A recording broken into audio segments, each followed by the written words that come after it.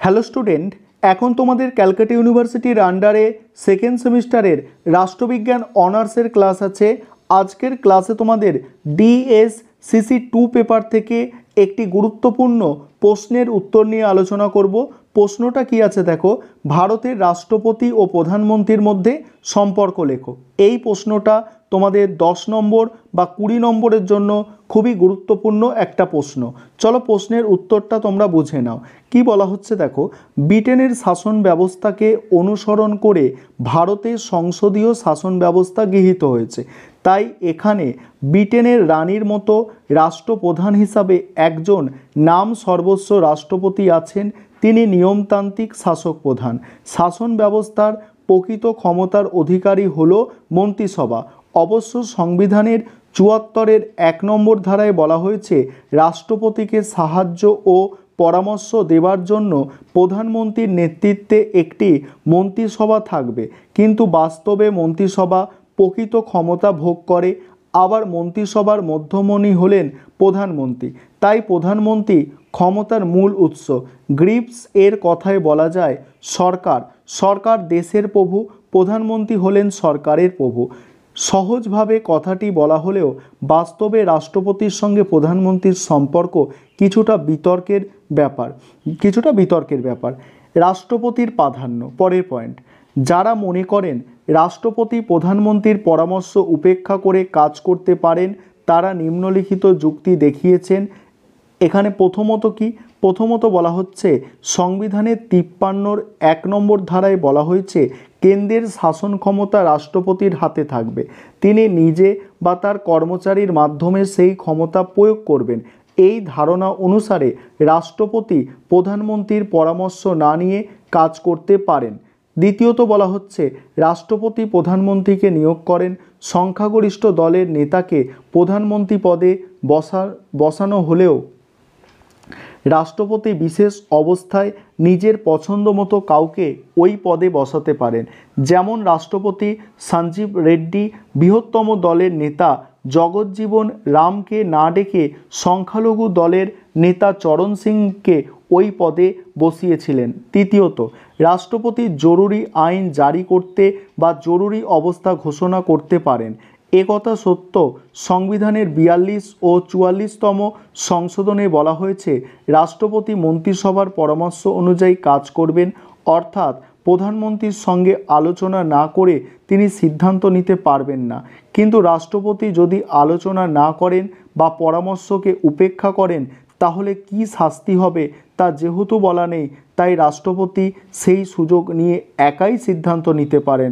অবশ্য সরকার ও সংখ্যাগরিষ্ঠ দল তার বিরুদ্ধে অভিযোগ এনে ইমপিচমেন্টের মাধ্যমে বিচার করতে পারে, কিন্তু এটি সহজ কাজ নয়, কারণ সেটি জটিল পদ্ধতি। তাছাড়া সেক্ষেত্রে রাষ্ট্রপতি লোকসভা ভেঙে দিয়ে আত্মরক্ষা করতে পারেন। তারপরে দেখো, পরের পয়েন্ট বলা হচ্ছে যে প্রধানমন্ত্রীর প্রাধান্য, অর্থাৎ কোন কোন ক্ষেত্রে প্রধানমন্ত্রীর প্রাধান্য বেশি, অর্থাৎ প্রধানমন্ত্রী বেশি ক্ষমতা ভোগ করে। ডক্টর আম্বেদকর, পণ্ডিত জওহরলাল নেহরু প্রমুখ বিশেষজ্ঞগণ মনে করেন, ভারতের মতো সংসদীয় ব্যবস্থায় প্রধানমন্ত্রীর প্রাধান্য সম্পর্কে কোনো প্রশ্ন দেখা দিতে পারে না। কারণ কি? প্রথমত, সংবিধানের ৪৪তম সংশোধনে বলা হয়েছে, মন্ত্রিসভার লিখিত প্রস্তাব ছাড়া রাষ্ট্রপতি জরুরি অবস্থা জারি করতে পারবেন না। এতে প্রধানমন্ত্রীর প্রাধান্যকে সুনিশ্চিত করা হয়েছে, কারণ তিনি মন্ত্রিসভার প্রধান চালিকা শক্তি। দ্বিতীয়ত, সংবিধানের প্রস্তাবনায় বলা হয়েছে, ভারত একটি গণতান্ত্রিক দেশ। গণতন্ত্রের নিয়ম হলো, জনগণের নির্বাচিত প্রতিনিধিরা দেশের প্রকৃত শাসক এবং তারা জনগণের কাছে দায়ী থাকবে। প্রধানমন্ত্রী জনগণের দ্বারা নির্বাচিত, রাষ্ট্রপতি তা নন। সুতরাং স্বাভাবিক কারণে প্রধানমন্ত্রীর প্রাধান্য থাকা উচিত। ইংল্যান্ডের রানীর মতো রাষ্ট্রপতিকে গণতন্ত্রের নিয়ম অনুযায়ী প্রধানমন্ত্রীর পরামর্শ অনুসারে কাজ করতে হবে।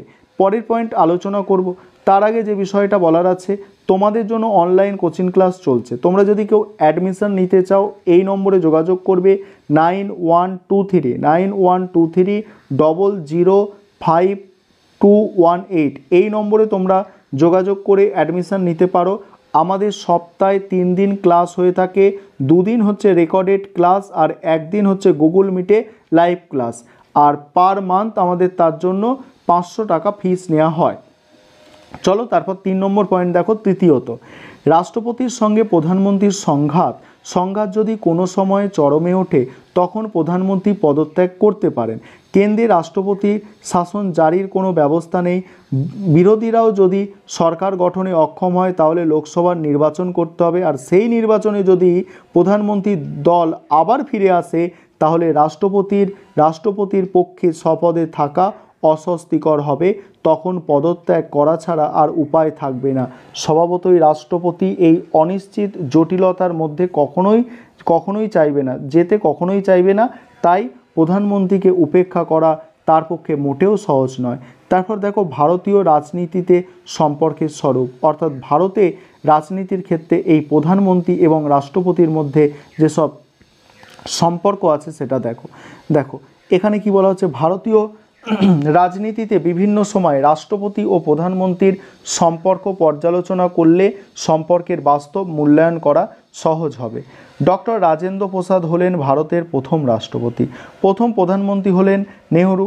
1960 সালে 28 নভেম্বর এক শিলান্যাস অনুষ্ঠানে রাজেন্দ্র প্রসাদ বলেন, প্রধানমন্ত্রী এবং মন্ত্রিসভার পরামর্শ অনুযায়ী রাষ্ট্রপতি কাজ করবেন এমন কথা সংবিধানের কোথাও বলা হয়নি। এ ব্যাপারে তিনি প্রধানমন্ত্রী নেহরুকে একাধিক চিঠি লিখে তার মতামত জানিয়েছিলেন। মতপার্থক্য থাকলেও রাষ্ট্রপতি কখনো নেহরুর সঙ্গে সরাসরি সংঘর্ষে জড়িয়ে পড়েনি। তারপরে বলা হচ্ছে দেখো, রাষ্ট্রপতি রাধাকৃষ্ণনের সঙ্গে নেহরুর সম্পর্ক প্রথম দিকে ভালো থাকলেও ভারত ও চীন যুদ্ধের পর সম্পর্ক খারাপ হয়। নেহরুর পরে শ্রীমতী গান্ধী প্রধানমন্ত্রী হলে ডক্টর রাধাকৃষ্ণনের সঙ্গে সম্পর্ক ভালো ছিল না। এমনকি জাতির উদ্দেশ্যে ভাষণে তিনি শ্রীমতী গান্ধীর সমালোচনা করেন, তবে সেই মতপার্থক্য চরমে ওঠেনি। তারপরে বলা হচ্ছে দেখো, শ্রীমতী গান্ধীর পরে কেন্দ্রে জনতা সরকার আসে। প্রধানমন্ত্রী হন মোরারজি দেশাই, রাষ্ট্রপতি ছিলেন নীলাম সঞ্জীব রেড্ডি। অল্প সময়ে জনতা দলে সংকট দেখা দিলে রাষ্ট্রপতি প্রধানমন্ত্রীর সঙ্গে পরামর্শ না করে সিদ্ধান্ত নিতে থাকেন। জনতা সরকারের পতন ঘটলে রাষ্ট্রপতি সংখ্যাগরিষ্ঠ দলের জগজ্জীবন রামকে না ডেকে সংখ্যালঘু দলের নেতা চরণ সিংকে প্রধানমন্ত্রী পদে বসান, কিন্তু শ্রী সিং জাতির উদ্দেশ্যে বেতার ভাষণ দিতে চাইলে রাষ্ট্রপতি তাকে অনুমতি দেননি। তারপরে দেখো, রাষ্ট্রপতি শঙ্কর দয়াল শর্মার সঙ্গে প্রধানমন্ত্রীর সম্পর্ক মধুর ছিল না। তার সময়ে বাবরি মসজিদ ভেঙে দেওয়া হলে তিনি অসন্তুষ্ট হন এবং প্রধানমন্ত্রীর কাজকর্মের নিন্দা করেন, প্রয়োজনীয় ব্যবস্থা গ্রহণের নির্দেশ দেন। এমনকি প্রধানমন্ত্রী নরসিমহা রাও দুটি অর্ডিন্যান্স জারির প্রস্তাবকে অনুমোদন করতে ডক্টর শর্মার কাছে অনুরোধ করলে রাষ্ট্রপতি ডক্টর শর্মা অসম্মতি জানায়। তারপর দেখো, রাষ্ট্রপতি কে আর নারায়ণ বলছে কি, এটা দেখো রাষ্ট্রপতি আর কে নারায়ণ হবে, এটা নারায়ণের কয়েকটি ক্ষেত্রে নিজের বিবেচনা অনুযায়ী কাজ করেছেন। উত্তরপ্রদেশের বিধানসভার আস্থা ভোটে জেতার পর বিজেপির দলের মুখ্যমন্ত্রী কল্যাণ সিং এর মন্ত্রিসভাকে ভেঙে দিয়ে রাষ্ট্রপতি শাসন জারি করার জন্য প্রধানমন্ত্রী আই কে গুজরাল এর মন্ত্রিসভা রাষ্ট্রপতিকে সুপারিশ করলে রাষ্ট্রপতি শ্রী নারায়ণ সেই সুপারিশ পুনর্বিবেচনার জন্য মন্ত্রিসভার কাছে ফেরত পাঠালে প্রধানমন্ত্রী তার সিদ্ধান্ত প্রত্যাহার করে নেয়।